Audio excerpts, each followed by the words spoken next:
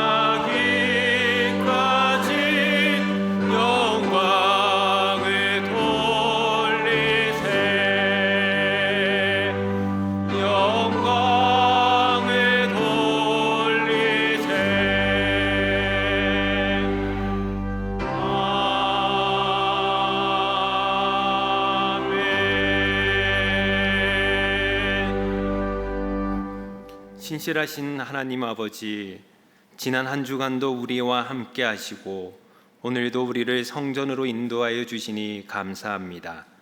이 시간에 성령으로 우리 가운데 역사하셔서 지친 마음에는 위로를, 혼란한 마음에 평안을, 갈급한 영혼에는 생명의 말씀을 부어 주시옵소서. 이 시간 우리의 마음과 성품과 힘을 다하여 예배를 드리오니 이곳에 임재하셔서 우리의 예배를 받아 주시옵소서. 주 예수 그리스도의 이름으로 기원하옵나이다. 아멘. 나는 전능하신 아버지 하나님 천지의 창조주를 믿습니다. 나는 그의 유일하신 아들 우리 주 예수 그리스도를 믿습니다. 그는 성령으로 잉태되어 동정녀 마리아에게서 나시고 본디오 빌라도에게 고난을 받아 십자가에 못 박혀 죽으시고 장사된 지 사흘 만에 죽은 자 가운데서 다시 살아나셨으며 하늘에 오르시어 전능하신 아버지 하나님 우편에 앉아 계시다가 거기로부터 살아있는 자와 죽은 자를 심판하러 오십니다. 나는 성령을 믿으며 거룩한 공교회와 성도의 교제와 죄를 용서받는 것과 몸의 부활과 영생을 믿습니다. 아멘.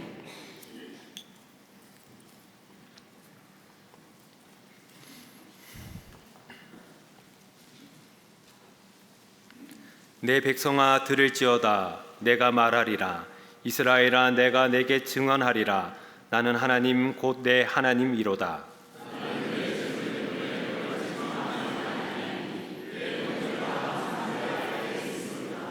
내가 내 집에서 수소나 내 우리에서 순념소를 가져가지 아니하리니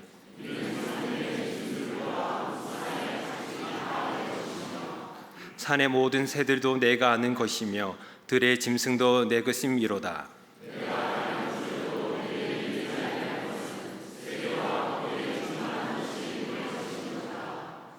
내가 수소의 고기를 먹으며 염소의 피를 마시겠느냐?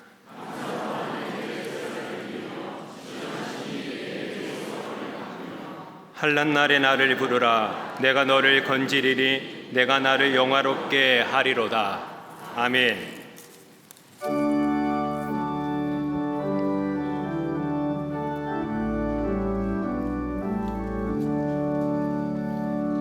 영원한 하늘나라 보좌 위에 하나님 낮고 전한 인생까지 두루 살펴주시고 동해하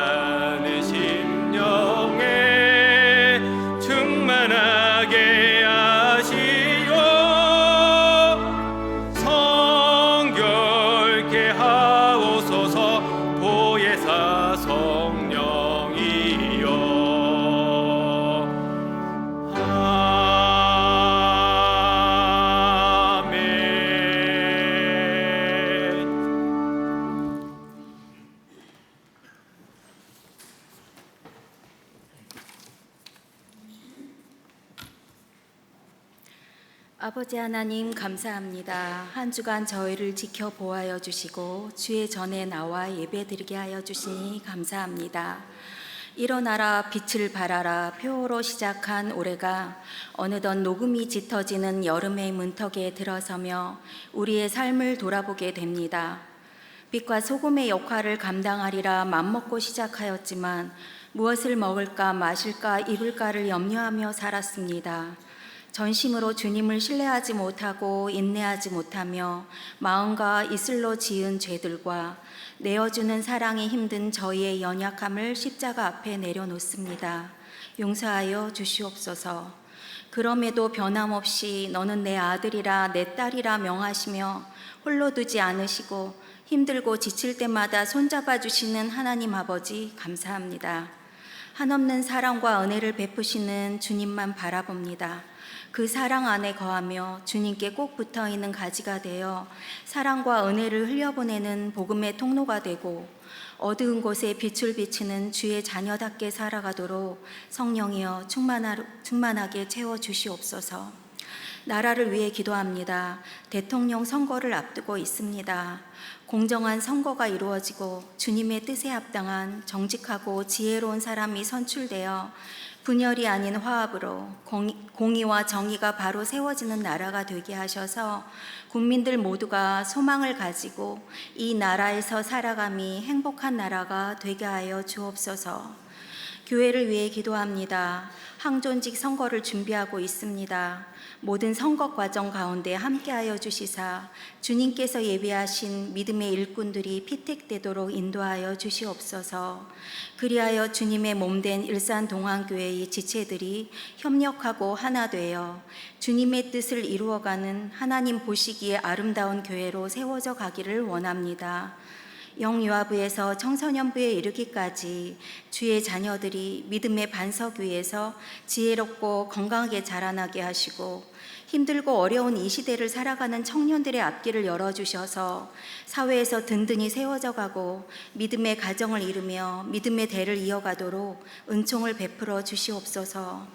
또한 각 가정마다 사랑으로 하나 되어 서로 위로하고 격려해주는 따뜻한 안식처가 되게 하여 주시옵소서. 질병으로 고통받는 환우들을 긍휼히 여겨주셔서 치유와 회복의 역사가 일어나게 하시고 치료의 기간을 잘 감당할 수 있도록 도와주시옵소서. 아픔 가운데 함께 하시는 하나님을 경험하며 동행하는 시간이 되게 하셔서 더욱 굳건한 믿음으로 오직 주님만을 신뢰하며 사랑하게 하여 주시옵소서. 선교를 위해 기도합니다.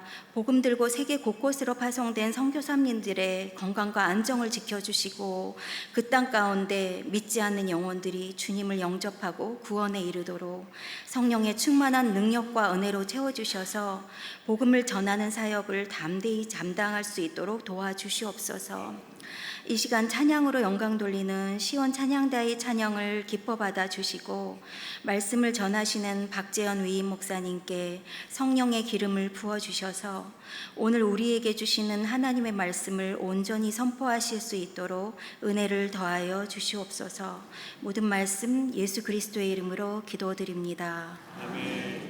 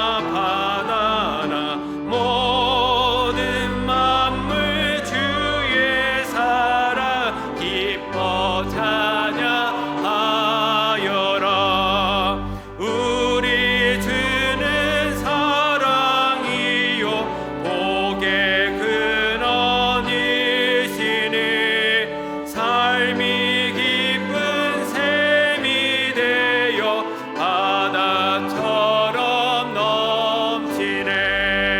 아버지의 사랑 안에 우리 모두 형제니 서로 사랑하게 도와주시옵소서. 새벽별의 노래 따라 힘찬 찬송 부르니 주의 사랑 줄이 되어 한맘 되게 하시네. 노래하며 행진하여 싸움에서 이기고 정가를 높이 불러 주께 영광 돌리세.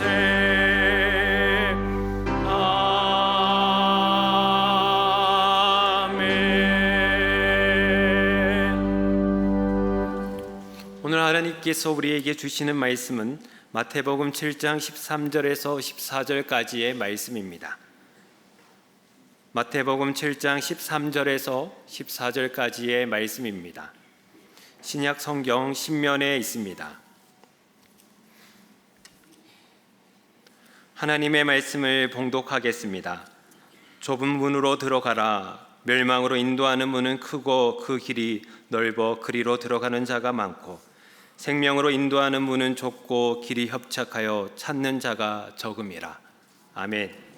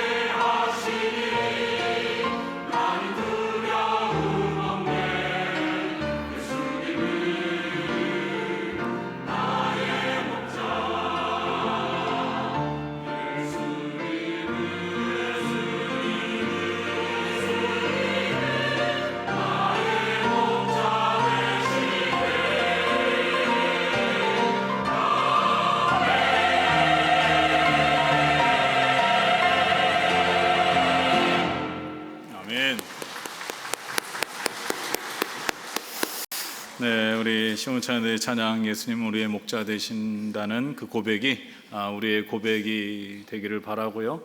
또 주께서 우리를 지켜주시고 인도해 주셔서 오늘도 이 자리에 주님 앞에 나와서 예배를 드리게 됩니다. 오늘도 이 자리에 오신 여러분, 또 가정에서 예배 드리신 여러분, 하나님께서 우리에게 은혜 주시기를 간절히 소원합니다. 네, 우리가 인생을 길에 비유할 때가 있습니다. 참 오래된 노래이지만 그런 가사가 있죠. 인생은 나그네 길, 어디서 왔다가 어디로 가는지. 제가 이 가사를 안다는 것도 참 신기하지 않습니까? 그런데 인생길을 가다 보면은 여러 가지 선택을 해야 될 때가 있죠. 예전에 오래된 이야기지만 인생극장이라는 예능 프로그램이 있었습니다. 인생의 두 갈림길에서 한쪽을 선택했을 때와 다른 한쪽을 선택했을 때에 어떻게 인생이 달라지는지를 이제 드라마 형식으로 만들었는데요. 완전히 상반된 결과로 끝나는 경우들이 많이 있었던 것 같습니다. 근데 우리는요, 어떠한 선택을 하게 되면은 다른 경우는 잘 알지 못하죠.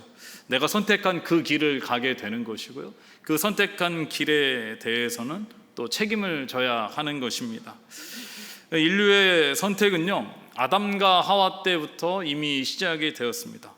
아담과 하와가 이 선악을 알게 하는 나무의 열매를 먹느냐 먹지 않느냐의 선택에서 선악과를 먹음으로 인해서 인류에게 죄와 사망이 들어오게 되었습니다. 이와 반대되는 경우가 예수 그리스도라고 할 수 있을 것입니다. 예수님께서 십자가를 선택하시고 십자가에 달려 죽으시고 부활하시고 우리에게 영원한 생명을 주셨습니다. 만약에 예수님께서 십자가의 길을 선택하지 않으셨다면은 우리는 죄의 종이 되어서 영원한 사망 가운데 죽음에 이르게 되었을 것입니다. 모든 사람이 죄와 사망의 길을 걷고 있었는데 예수 그리스도의 십자가의 은혜로 예수 그리스도를 믿는 자는 영원한 생명의 길을 갈 수 있게 되었다는 것입니다. 오늘 우리가 함께 나눌 이 산상순 17번째 말씀은요, 두 가지 선택에 대해서 예수님께서 제자들에게 말씀을 하고 있습니다. 13절과 14절을 다시 읽어보면요, 좁은 문으로 들어가라. 멸망으로 인도하는 문은 크고 그 길이 넓어 그리로 들어가는 자가 많고 생명으로 인도하는 문은 좁고 길이 협착하여 찾는 자가 적음이라. 이렇게 말씀을 하고 있습니다. 우리의 인생에는 두 가지의 문이 있는데 넓은 문과 좁은 문이 있다라는 거죠.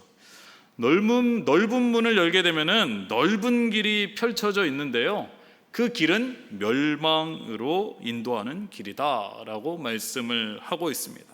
그러나 좁은 문을 열게 되면은요, 거기에는 좁고 협착한 길이 펼쳐지게 되는데 이 좁은 길은 생명으로 인도하는 길이다라고 말씀을 하고 있습니다. 여러분, 이 세상 모든 사람에게는요, 이 두 가지 문과 이 두 가지 길밖에 없습니다. 중간지대는 없다라는 것입니다. 그러면은 좁은 길이 생명의 길이다라고 말씀을 하셨는데요, 그렇다면은 이 좁은 문은 예수 그리스도를 의미하는 것입니다. 요한복음 10장 7절의 말씀에 보니까요, 그러므로 예수께서 다시 이르실 때 내가 진실로 진실로 너에게 이르노니 나는 양의 문이다 라고 말씀을 하고 있죠. 또 요한복음 10장 9절의 말씀에 보니까 내가 문이니 누구든지 나로 말미암아 들어가면 구원을 받고 또는 들어가며 나오며 꼴을 얻으리라, 이렇게 말씀을 하고 있습니다. 예수 그리스도께서 구원의 문이 되신다라는 거죠. 예수 그리스도를 믿는 자는 구원을 받고 영원한 생명을 얻게 되는데 예수 그리스도를 믿지 않는 자는 영원한 죽음이 기다리고 있습니다. 그래서 예수님은 이 멸망으로 인도하는 문이다, 넓은 문은 멸망으로 인도하는 문이다 라고 말씀하고 있는 것입니다. 그렇다면 왜 예수님은 예수 그리스도를 자신을 좁은 문이다 라고 말씀을 하시고 있을까요? 우리가 예수 그리스도를 믿는 기독교인이 전 세계의 인구로 봤을 때도 많지 않다라고 할 수 있죠. 우리나라 인구 대비로 해도 25%, 많게는 30%라고 이야기를 하는데 전체에 비하면은 상대적으로는 적은 숫자라고 할 수 있죠. 그래서 예수님께서 좁은 문으로 들어가라 이렇게 말씀하셨느냐? 그것은 아닐 것입니다. 우리가 오늘 말씀을 보면서 오해해서는 안 되는 것 중에 하나는요, 예수님께서 좁은 문, 좁은 길로 가라고 하신 말씀은 우리에게 어떠한 선택을 하라 이것을 말씀하는 것이 아닙니다. 넓은 길로 가는 거, 넓은 문, 좁은 문, 넓은 길, 좁은 길 이것을 선택하라고 말씀하시는 것이 아니라는 것입니다. 이 산상수훈의 말씀은요, 이미 예수님께서 제자들에게 하신 말씀이기 때문에 제자들은 예수 그리스도를 믿었죠. 그렇기 때문에 좁은 문에 이미 들어온 사람들이라는 거예요. 그렇다면은 예수님께서 지금 말씀하시는 것은요, 좁은 문에 들어온 사람은 좁은 길로 가야 한다라는 것을 말씀하고 있는 겁니다. 그리고 좁은 문은요, 여러 사람이 들어갈 수가 없습니다. 좁은 길은 한 사람씩만 들어갈 수 있는 것이고요, 좁은 길도 한 걸음씩 한 명씩 걸어갈 수가 있는 겁니다. 예수님의 비유를 좀 극단적으로 생각해 본다면요, 좀 더 쉽게 생각해 본다면 이 넓은 길과 좁은 길이 있는데 그 옆이 다 낭떠러지라고 한번 생각해 보시기 바랍니다. 그렇다면은 여러분, 대부분의 사람들은 넓은 길을 선택하게 될 겁니다. 왜냐하면 비록 옆에가 낭떠러질지라도 넓은 길은 지나가는데 그렇게 위험하지 않습니다. 긴장하지 않아도 되고요, 조심하지 않아도 됩니다. 무거운 짐을 질고 가더라도 크게 어렵지 않을 것입니다. 욕심 나는 대로 다 들고 갈 수 있을 것입니다. 그래서 이 대부분의 사람들은 이 안전하고 편안한 넓은 길을 선택할 겁니다. 그러나 좁은 문과 좁고 협착한 길은 다르다는 것입니다.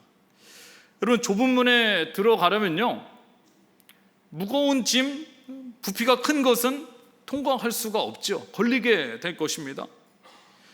좁고 협착한 길을 가려면요, 짐은 가벼우면 가벼울수록 좋습니다.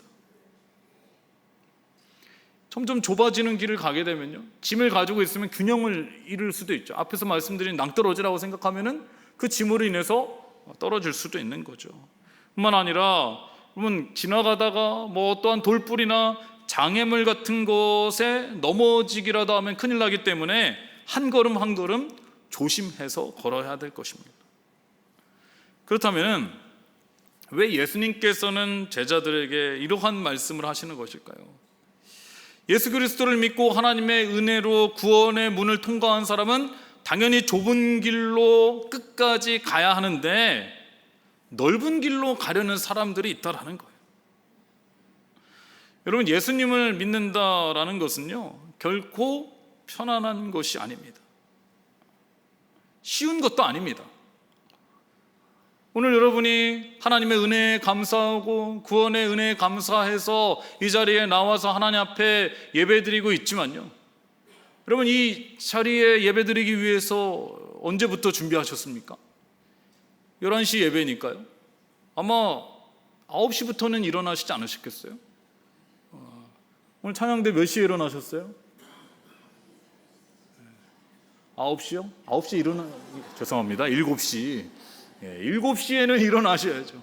7시에 일어나서 준비도 하시고 찬양대가 9시 반, 9시 반에 이렇게 모이시면은 그 전부터 준비해야 되죠. 7시에, 8시에 이렇게 일어난다고 하면은요. 어떤 분은 또 서울에서 오시는 분들도 계십니다. 여러분, 우리는 주일이기 때문에 이렇게 하나님 앞에 예배드리지만은 많은 대부분의 사람들은 오늘을 휴일이라고 얘기하죠. 그냥 집에서 편하게 쉬고 싶죠. 가족들과 함께 놀러 가기도 합니다. 그것이 대부분의 사람들의 삶이죠. 그러면서 우리들을 보면 왜 그렇게 고생을 하냐? 그냥 편안하게 살면 되지. 주일날 쉬고 싶지 않냐? 그렇게 이야기를 하기도 하죠. 봉사하시는 분들은 더 많은 시간을 주일에 보내게 됩니다. 봉사하는 것은 몸이 피곤하고 힘들기도 하죠. 6월 8일서부터 6월 8일 주일부터 또 6월 14일 토요일까지 이제 제자훈련 3단계 마치시는 분들이 이제 단기 선교를 떠나게 됩니다. 근데 단기 선교를 준비하면서요, 매주 토요일마다 몇 시간씩 모여서 선교에 대한 훈련을 받고요, 또 함께 준비를 합니다. 여러분, 이것이 쉬운 일이 아니죠. 시간을 내야 되죠. 수고를 해야 되는 겁니다. 뿐만 아니라 인도네시아로 떠나게 되는데요, 자비로 가는 겁니다. 편안한 길이 아닙니다. 그냥 한 번에 인도네시아 자카르타로 가는 게 아니라 한 번에 또 비행기를 갈아타고 경유해서 가야 되고요, 또 잠자리도 편하지 않습니다. 어떤 분들은 직장에 휴가를 내고 가시는 분들도 있습니다. 또 사람들은 그렇게 생각하죠. 왜 그 비용을 내고 고생을 하러 가냐? 집에서 그냥 가족들과 함께 맛있는 거 먹으면서 편안하게 살 수도 있고, 아니면은 휴가를 뭐 좋은데 휴양지를 가서 보낼 수도 있는데 왜 그렇게 고생을 하냐, 이렇게 생각할 수 있을지도 모르지만은 우리는 그 길을 선택을 하는 거죠. 그것이 바로 좁은 길이라고 할 수가 있습니다. 그런데 안타까운 것은 점점 좁은 길로 가는 분들이 적어지고 있다. 좁은 문은 통과를 했습니다. 여러분, 이것을 부정하지 마시기 바랍니다. 저와 여러분은 다 예수 그리스도를 믿었기 때문에, 그리고 이 자리에서 예배드리시는 여러분은 다 좁은 문을 통과하신 분입니다. 좁은 문을 열고 들어오시고 이제 좁은 길로 가야 되는데 좁은 길로 가지 않는 분들이 많다라는 거예요. 코로나 이후에요, 교회마다 출석 인원이 대부분이 현저하게 줄어들었다고 합니다. 인터넷 예배가 활성화되면서요, 충분히 교회에 나와서 예배 드릴 수 있는데도 여전히 집에서 예배 드리는 것을 좋아하는 분들이 계신다라는 거예요. 왜요? 교회 나오려면 여러 가지 준비해야 되는 것도 있고, 또 여러 가지 불편한 점도 있다라는 거예요. 주차하는 것도 불편할 수도 있고요. 또 봉사자들도 점점 줄어들고 있다라고 합니다. 우리 교회는 그래도 조금 나은 편인데요, 어떤 교회는 교회에 더 이상 식당 봉사하는 분들을 구하기 어려워서 교회 식당을 폐쇄했다라고 합니다. 우리 교회 얼마나 감사합니까? 오늘도 예배 끝나면 맛있는 식사를 할 수 있는데요. 교회 카페에는 있는데 카페의 봉사자들이 더 이상 지원하지 않아서요, 그 카페를 무인 카페로 전환을 했다라는 얘기도 들립니다.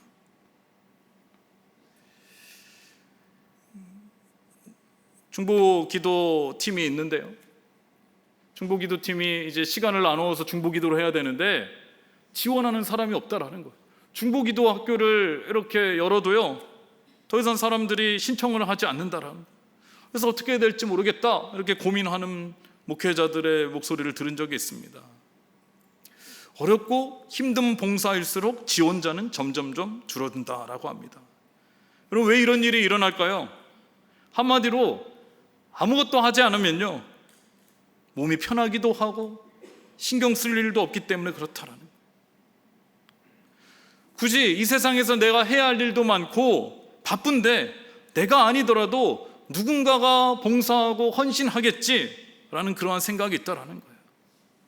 근데 여러분, 이러한 그리스도인들이 많아지면 많아질수록요, 교회는 멸망의 길로 가게 된다라는 거예요. 예배 없는 교회, 기도하지 않는 교회, 헌신하지 않고 봉사하지 않는 교회, 이러한 교회는요, 겉문만 있을 뿐이지 그 안에 생명력이 없다라는 것입니다. 교회에서뿐만 아니라 세상에서도 좁은 일을 선택하는 것은 참 쉽지 않은 것 같습니다. 나 자신을 위해서 살아가는 것이 아니라 하나님의 뜻을 따라 살아가다 보면은 포기해야 하는 것도 많고요, 참아야 하는 것도 참 많이 있습니다. 사람들은 꼼수를 부리기도 하고요, 교묘하게 남의 것을 빼앗아가기도 합니다. 얌체짓을 하는 사람들도 있고요, 입에 담지 못할 험한 말을 하는 사람들도 있습니다. 거짓말을 하기도 하고요, 나만 편하다고 하면은 다른 사람들의 불편함은 안중에도 없습니다. 자기가 우선이고요, 다른 사람에 대해서는 그렇게 큰 관심을 갖지 않고 다른 사람을 위해서 희생하거나 손해보는 사람들은 많지 않죠. 그리고 이러한 길이 다 넓은 길이라고 할 수 있을 것입니다. 그런데 이 대부분의 사람들이 이렇게 살아가는데 나 혼자 좁은 길을, 협착한 길을 가면서 그리스도인으로 살아가는 것 참 쉽지 않다라는 거예요. 그래서 어떤 그리스도인들은요, 좁은 문을 나왔지만 넓은 길을 가는 그러한 삶을 사는 분들이 있다라는 거예요. 우리 모두가 다 그렇겠죠. 왜 그럴까요? 그 이유는 우리에게 죄의 본성이 있기 때문에 그렇다는 거예요. 어떤 목사님이 저에게 이런 말씀하셨습니다. 본인은 어떠한 결정을 하다 보면은 갈등이 될 때가 있다라는 거예요. 여러 번 고민이 되기도 하고, 기도도 하고, 그렇게 해도 뭘 선택해야 될지 잘 모르겠다라고 하면은요, 자신이 원하는 것과 반대되는 것을 선택했을 때에 하나님의 뜻일 가능성이 많다라는 겁니다. 저는 이 말에 어느 정도 공감을 합니다. 왜냐하면은 우리들은요, 하나님의 뜻보다는 내가 하고 싶은 것을 선택하고 싶은 욕심이 있기 때문이라는 거예요. 근데 내가 하고 싶은 것은 사실은 하나님의 뜻과 반대될 경우가 더 많다라는 거예요. 그래서 우리에게 필요한 것이 있다면 자기 부인이라고 할 수 있을 것입니다. 마태복음 16장 24절에서 예수님이 이렇게 말씀하십니다. 이에 예수께서 제자들에게 이르시되 누구든지 나를 따라오려거든 자기를 부인하고 자기 십자가를 지고 나를 따를 것이니라, 이렇게 말씀하고 있습니다. 자기 부인이라는 것은요, 내가 하고 싶은 거, 내 안에 있는 자아를 포기하고 하나님의 뜻을 따르는 것을 의미하는 겁니다. 그러나 이 길이 쉽지 않기 때문에 마치 예수님께서 주신 십자가와 같은 희생을 치러야 되는 것이고요, 이것이 곧 예수님을 따르는 길이 된다라는 것입니다. 그렇다면 여러분, 우리가요, 예수님께서 말씀하신 좁은 길을 가는 데에 이렇게 고난과 역경과 어려움만이 있고 포기와 희생만이 따른다면요, 우리가 예수 그리스도를 믿는 것이 너무 가혹하지 않습니까?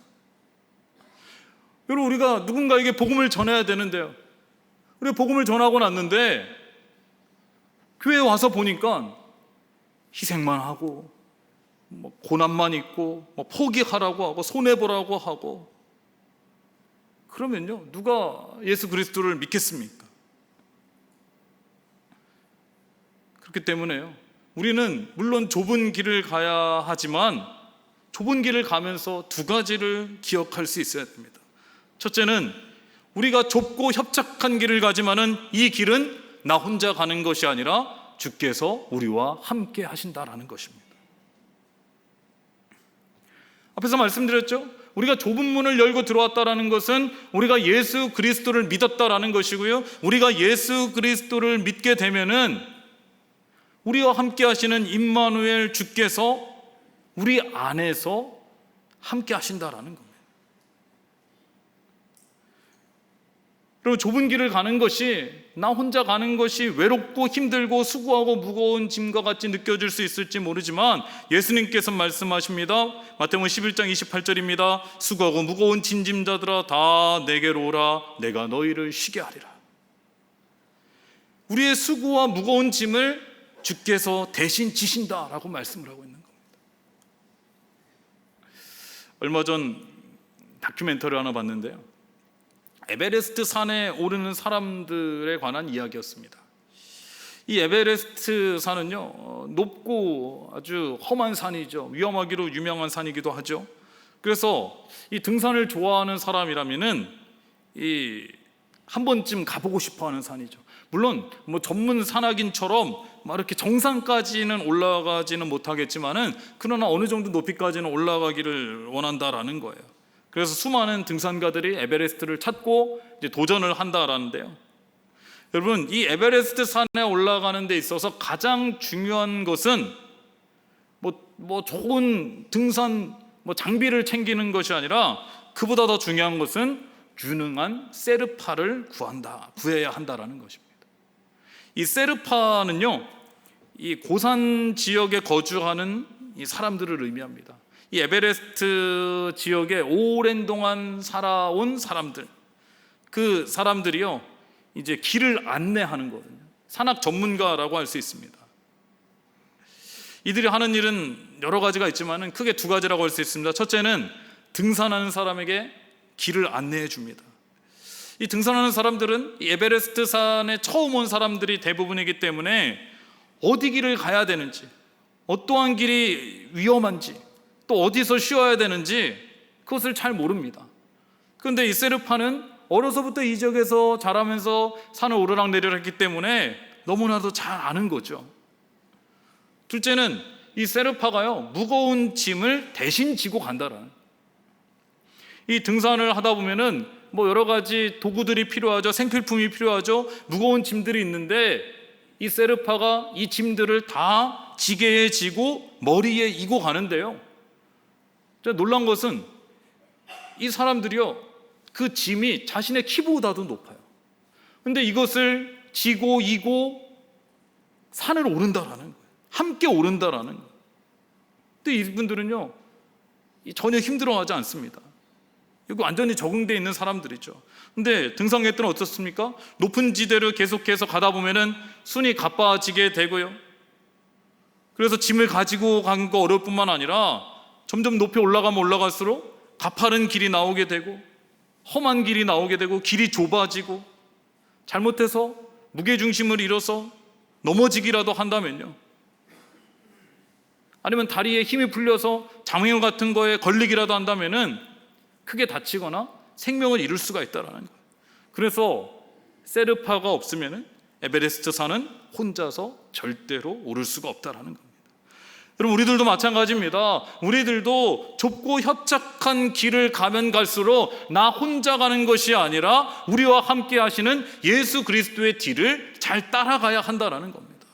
우리가요, 좁은 길, 협착한 길을 가다 보면은 마음이 외롭고요, 힘들기도 하고 지치기도 하고 포기하고 싶을 때에 수고하고 무거운 짐을 다 주께 맡기고 나아갈 때에 주님께서 우리에게 주시는 세상 사람들이 알지 못하는 기쁨과 평안과 위로와 쉼이 있다라는 거예요.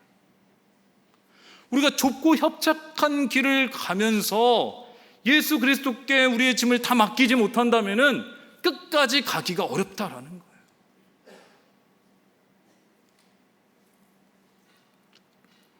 둘째는 우리가 가는 좁은 길을 갈 때요, 우리가 기억해야 하는 것은 좁은 길의 끝에는 영원한 생명이 기다리고 있다라는 거예요. 여러분, 사도 바울은요, 분명히 넓고 편한 길을 갈 수 있는 사람이었습니다. 그러나 그가 다메섹으로 가는 길에서 예수 그리스도를 만난 후에 자신이 가고 있는 이 길이 멸망의 길이라는 것을 깨닫게 되고요, 자신이 죄인인 것을 알고 자신의 죄를 회개하고 나서 이제는 주를 위한 좁은 길을 걷게 됩니다. 그 길은요, 예수 그리스도께서 가신 십자가의 길과 같은 고난의 길이었습니다. 사람들에게 복음을 전하다가 매를 맞기도 하고요, 협박을 당하기도 하고요, 돌에 맞는 고난을 당하기도 하고 정말 죽을 고비를 몇 번씩 넘겼지만은 그래도 그가 견딜 수 있었던 것은 하나님 나라의 영원한 생명에 대한 믿음이 있었기 때문이라는 것입니다. 디모데서 4장 7절에서 8절을 보면은 사도 바울은 이렇게 고백합니다. 나는 선한 싸움을 싸우고 나의 달려갈 길을 마치고 믿음을 지켰으니 이제 후로는 나를 위하여 의의 면류관이 예비되었으므로 주 곧 의로우신 재판장이 그날에 내게도 주실 것이며 내게만 아니라 주의 나타나심을 사모하는 모든 자에게 도니라, 이렇게 말씀을 하고 있습니다. 바울이요, 복음을 전하는 것이 정말로 너무나 어렵고 힘들고 좁고 협착한 길을 갔지만 그가 끝까지 선한 싸움을 싸우고 달려갈 길을 마치고 믿음을 지킬 수 있었던 것은 이 땅에서의 삶이 다가 아니라 이 길의 끝에 하나님께서 계시고 하나님께서 나에게 예비하신 의의 면류관을 주실 것이다 라는 소망이 있었기 때문이라는 것입니다. 사랑하는 여러분, 예수 그리스도의 십자가의 길, 바울이 복음을 전하는 그러한 좁고 협잡한 길에 영원한 생명이 있는 것이고요, 그 열매가 바로 저와 여러분인 줄로 믿습니다. 저는 가끔 양화진에 있는 외국인 선교사 묘원을 찾게 되면요, 마음이 참 뭉클해집니다. 우리나라에 처음 복음이 들어왔을 때요, 대부분의 선교사님들은 미국에서 오셨죠. 그 중에 우리 장로교의 아버지라고 불리며 또 세문안교회를 세우시고 또 연세대의 전신인 연희 전문학교를 세우신 언더우드 선교사님이 계십니다. 이 언더우드 선교사님은요, 원래 이 우리나라에 복음을 전하려고 하신 게 아니라 인도의 선교사가 되기 위해서 준비를 하셨다고 합니다. 그러나 그 길이 계속해서 열리지 않고요, 점점 시간이 지체되면서 하나님께서 이름조차 들어보지 못한 조선의 복음을 전하라는 그러한 소명을 받은 것입니다. 그런데 이쯤에요, 미국의 어느 교회에서 이 언더우드 선교사님을 담임 목회자로 좋은 조건으로 청빙을 하려고 했다라는 겁니다. 이 언더우드 선교사님에게는 두 가지의 길이 있는 겁니다. 미국에서 편안하게 목회를 할 수 있는 길도 있고요, 상대적으로 좁고 협착한 한 번도 가보지 않은 조선이라는 땅에 와서 복음을 전하는 길도 있었습니다. 그러나 언더우드 선교사님은 조선의 선교지를 택했다라는 거죠. 그래서 1885년 4월에요, 한국에 첫 발을 내딛었는데, 여러분 이 1900년도 되기 전입니다. 우리가 왜 흑백 사진 같은 거 보면은 옛날에 우리나라의 모습이 참 처참했지 않습니까? 막 초가집에 잘 먹지도 못하고 여러 가지 불편한 환경 속에 있었죠. 미신과 토속 신앙이 깊숙이 자리 잡고 있었고요, 또 술과 노름과 담배와 같은 나쁜 습관을 가진 사람들도 많이 있었습니다. 제대로 된 병원이나 학교나 편의 시설도 없었습니다. 그런데 이렇게 한 번도 가보지 않은 조선에 선교를 하러 온다라는 것, 쉽지 않은 선택이었겠죠. 이때에 이 언더우드 선교사가 약혼녀와 한 대화가 있던데요, 이런 대화를 했습니다. 약혼녀가 물었습니다. 그곳에서는 무엇을 먹고 사나요? 한 번도 안 가봤으니까요. 그러자 언더우드 선교사가 모르겠소. 병원은 있나요? 모르겠소. 그럼 당신은 조선에 아는 게 뭔가요? 내가 아는 것은 오로지 그곳에 주님을 모르는 천만의 민중이 산다는 것뿐이요. 그럼 어떠한 조건, 환경 그런 게 본 게 아니잖아요. 그냥 예수 그리스도의 복음, 사명, 그리고 그 길을 언더우드 선교사는 선택한 거죠. 언더우드 선교사님 뿐만 아니라 우리나라의 알렌 선교사님, 아펜젤러, 샤우톨과 같은 선교사님들은요, 미국에서는 의사 선생님이셨습니다. 굳이 이 조선에까지 오지 않아도요, 미국에서 편안하게 환자들을 돌보면서 남부럽지 않게 그렇게 살 수 있었던 분들입니다.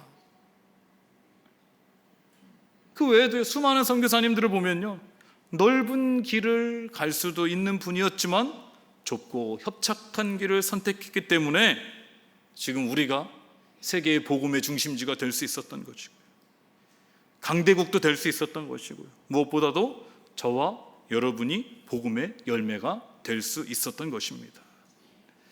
사랑하는 여러분, 우리는요, 넓은 길의 끝과 좁은 길의 끝을 다 알고 있습니다.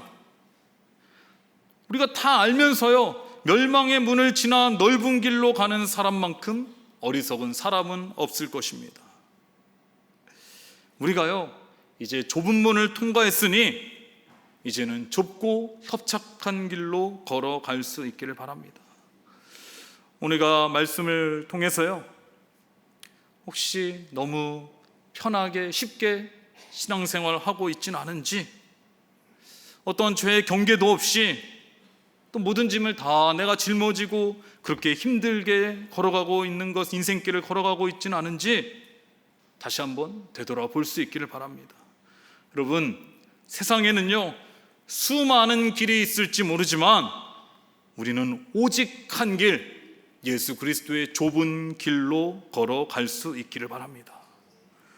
우리가 가는 길이요, 좁고 협착할수록 그 길의 끝에는 생명의 열매가 많이 맺혀질 것이고요, 이 길은 나 혼자 가는 것이 아니라 주께서 나와 함께 하신다라는 것을 다시 한번 기억할 수 있기를 바라고요, 수고하고 무거운 짐을 다 주께 맡기고 주와 함께 끝까지 좁고 협착한 길을 걸어 영원한 생명에 이를 수 있기를 주님의 이름으로 축원합니다.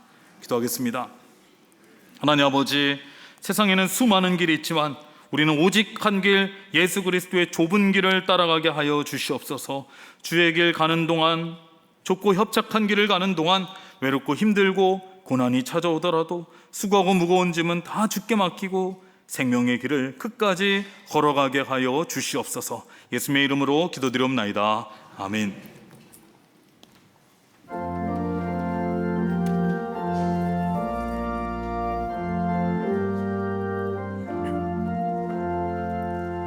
주님 가신 길을 따라 좁은 길로 가오리다. 가기 좋은 넓은 길로 많은 사람 갈지라도 멸망으로 가는 길을 나는 가지 아니하고 주님 가신 영생의 길 좁은 길로 가오리다. 주님 가신 뒤를 따라 순종하며 가오리다. 많은 사람 믿음 없이 넓은 길로 갈지라도 멸망으로 가는 길을 나는 가지 아니하고 주님 가신 생명의 길 좁은 길로 가오리다. 주님 가신 진실한 길 의의 길로 가오리다.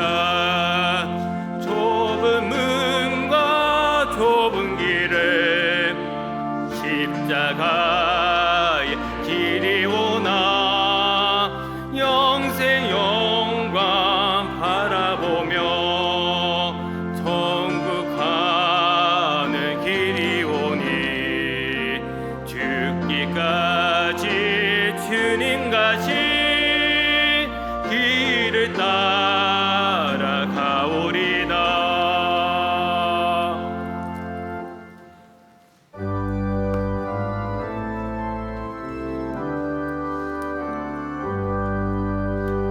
나의 모아 드리니 주여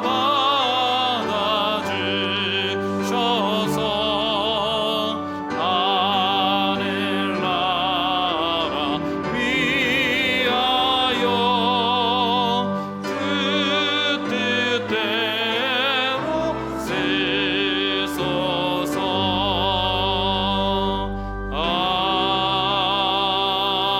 아멘. 하나님 아버지 감사합니다. 하나님께서 우리를 사랑하시고 또 한 주간 동안 지켜주시고 인도하여 주셔서 오늘 거룩한 줄 주님 앞에 나와 예배드리며 하나님께 영광 돌리게 하심에 참으로 감사를 드립니다. 하나님께서 우리에게 주신 은혜가 너무나 크고 깊어서 우리가 마음과 정성을 담아 하나님께 귀한 예물을 올려드리오니 이 예물을 하나님께서 금양하여 주시옵소서. 예물드리는 손길과 가정을 하나님께서 축복하여 주시고 이 예물이 하나님 나라를 위해 쓰일 때에 주의 은혜와 사랑과 복음이 함께 전해지게 하여 주시고 꼭 필요한 곳에 쓰여져서 아름다운 열매들이 많이 맺혀지게 하여 주시옵소서. 아버지 하나님, 이 예물을 드린 그 손길의 마음을 기뻐 받아 주시옵고 생업 가운데는 복을 더하여 주셔서 더 많은 것을 하나님께서 주심으로 인해서 이웃도 돌보고 살필 수 있게 하여 주시고 가정 가운데는 평안을 더하여 주시고 기도하는 제목들도 이루어지게 하여 주시고 강건의 축복도 허락하여 주시옵소서. 마음은 간절하되 드리지 못한 손길이 있다면 그 안타까운 마음을 이루하여 주시고 다음에는 하나님께 드림으로 하나님께서 주시는 더 많은 은혜와 축복을 누리게 하여 주시옵소서. 아버지 하나님, 한 주간을 살아갑니다.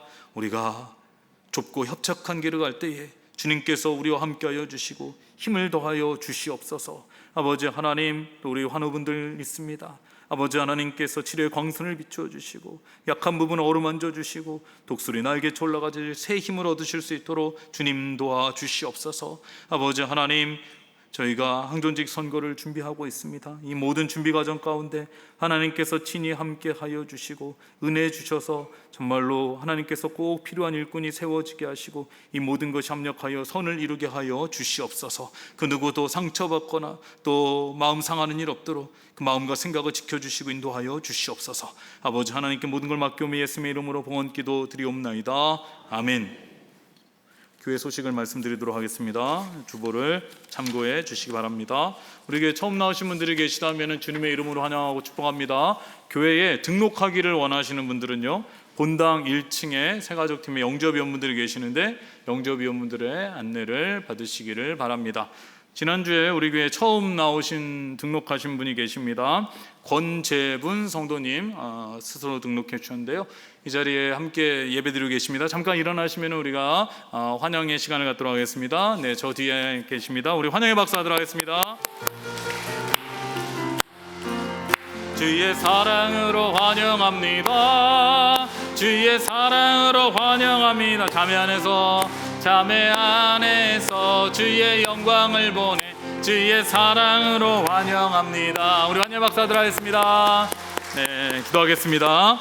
하나님 아버지 감사합니다. 하나님께서 우리 권재분 성도님 사랑하시고 또 일산동안교회에 불러주시고 함께 등록하여서 신앙생활하게 해주시며 참으로 감사를 드립니다.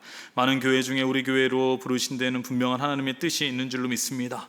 우리 교회에서 함께 신앙생활하면서 더 하나님의 은혜와 사랑을 깊이 경험하게 하여 주시옵고 강건하시게 하여 주시고 기도하는 제목도 하나님께서 다 이루어지게 하여 주시고 모든 것이 합력하여 선을 이루게 하여 주시옵소서. 아버지 하나님께 감사드리며 예수님의 이름으로 기도드리옵나이다. 아멘. 다시 한번 환영의 박수 하도록 하겠습니다. 고맙습니다. 잘 오셨습니다.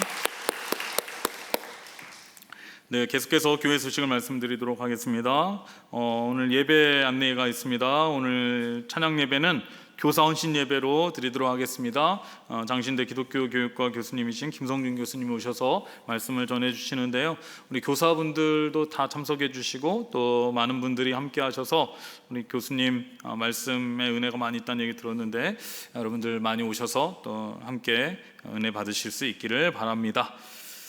네, 원래가 있습니다. 이남성교 원래가 오늘 오후 12시 10분 다목적실에서 있고요. 당회가 오늘 오후 3시에 있습니다. 어머니 기도회 28일 수요일 오전 10시에 문화센터 4층이고요. 연합선 모임과 여성교회 원래가 30일 금요일에 있습니다. 대신방은 주보를 참고해 주시고요. 이 항존직 선거에 관한 안내가 여러분 나와 있습니다. 오늘이 5월 25일인데요. 지금 항존직 선거가 이제 정관 개정이 됨으로 인해서 기존과 많이 바뀐 부분들이 있습니다. 그래서 5년 이상 또 3개 부서를 봉사하신 분들이 이제 항존직의 대상자가 되시는데요. 그래서 저희가 조사를 해서 이 본당 1층과 또 문화센터 게시판에 봉사 경력에 대해서 게시를 해놨는데 저희가 하다 보니까 여러 가지 누락된 분들이 많이 있으셔서 좀 마음이 편치 않으시거나 또 좀 상처받으신 분들이 있을까봐 좀 걱정이 되는데요. 여러분 이게 우리가 자료가 오랜 동안 있지 않아서 그 전에 자료들도 부족하기도 해서 또 누락된 부분들이 있는 것 같습니다. 여러분들 많이 양해해 주시고요. 혹시 마음 상하신 분들이 있다면은 제가 사과의 말씀을 드리도록 하겠습니다.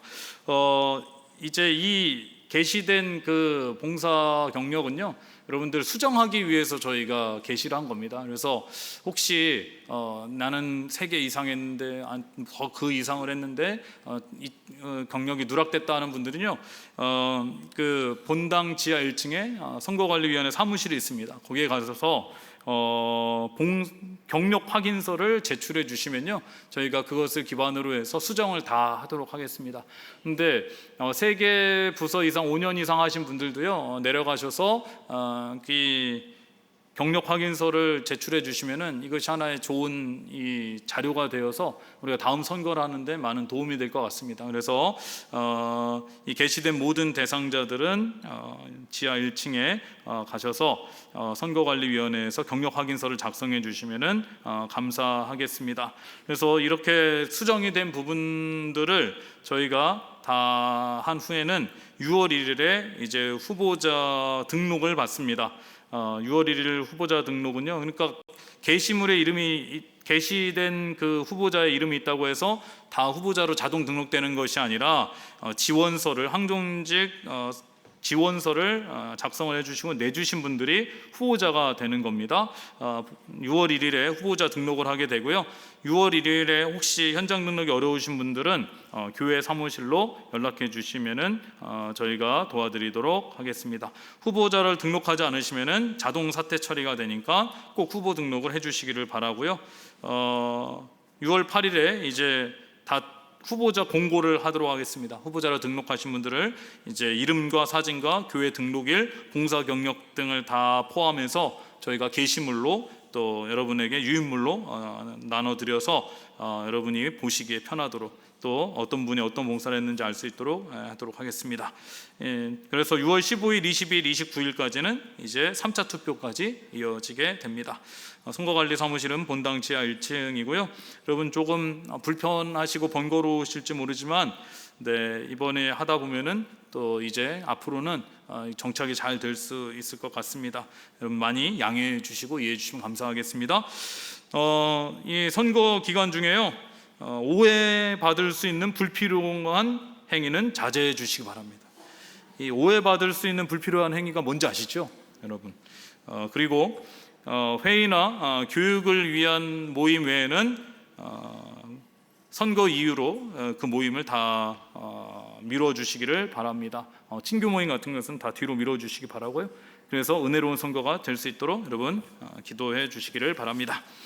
네, 이어서 언급 말씀드리겠습니다. 예수님이 이끄는 삶 제자훈련 해외 단기 선교가 있습니다. 6월 8일부터 14일 토요일까지고요. 인도네시아로 다녀오게 되고 박성 목사님의 10명이 다녀오게 됩니다. 제자훈련 3단계 과정이기 때문에 특별히 모집 광고를 드리진 않았고요. 3단계까지 마치신 분들이 지원해서 가게 되는데 후원을 위한 부스가 문화센터 1층에 마련이 되어 있습니다. 여러분 많은 도움이 필요합니다. 여러분들께서 많이 관심 가져주시고 기도로도 후원해 주시고 또 물품으로도 또 후원해 주시면은 우리 선교팀에게 큰 힘이 될 것 같습니다. 우리 다음 주까지 계속해서 이 후원을 받고 있으니까 여러분 후원 부스에 가셔서 기도 제목도 받으시고 또 함께 기도해 주시면 감사하겠습니다. 네, 결혼 예식 안내입니다. 박원재 성도님, 송호숙 집사님의 딸 박수진 양과 함정민 군의 결혼 예식이 31일 토요일 오후 12시 10분 신도림에 있는 서울 신도림에 있는 웨딩시티 신도림 8층에서 있습니다. 교회에서는 11시 20분에 출발합니다. 여러분들 많이 참여해 주시고 축하해 주시면 감사하겠습니다. 별세자 광고입니다.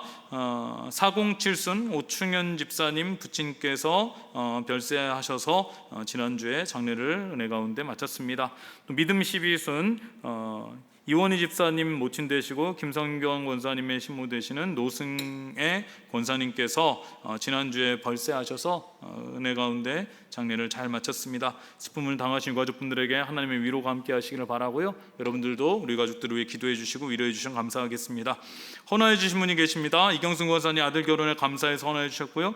오충현 집사님, 박은원 집사님과 함께 부친에 추모하며 헌화해 주셨습니다. 감사 인사를 드립니다. 지난주 어르신 나들이를 다녀왔는데요, 건강하게 잘 다녀오셨습니다. 이를 위해서 수고해 주신 많은 분들께 감사를 드리고요. 또 세수집반이 어제 종강을 했습니다. 한 학기 동안 세수집반을 위해서 기도해 주시고 또 봉사해 주신 분들께 감사를 드립니다. 네, 이제 옆에 분과 인사 나누도록 하겠습니다. 인사 나눌 때 이렇게 인사하겠습니다. 좁고 협착한 길을 끝까지 걸어갑시다. 인사하겠습니다. 좁고 협착한 길을 끝까지 걸어갑시다. 네, 한 번 더 인사하도록 하겠습니다. 한 주간도 건강하시 바랍니다. 한 주간도 건강하시 바랍니다. 네, 이제 다 함께 일어나셔서 찬송가 459장 함께 찬송하시겠습니다.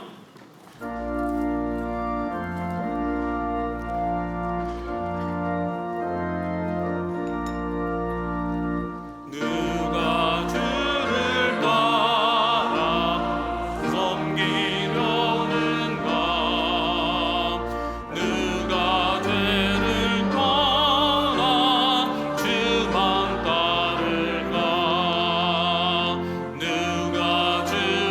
섬겨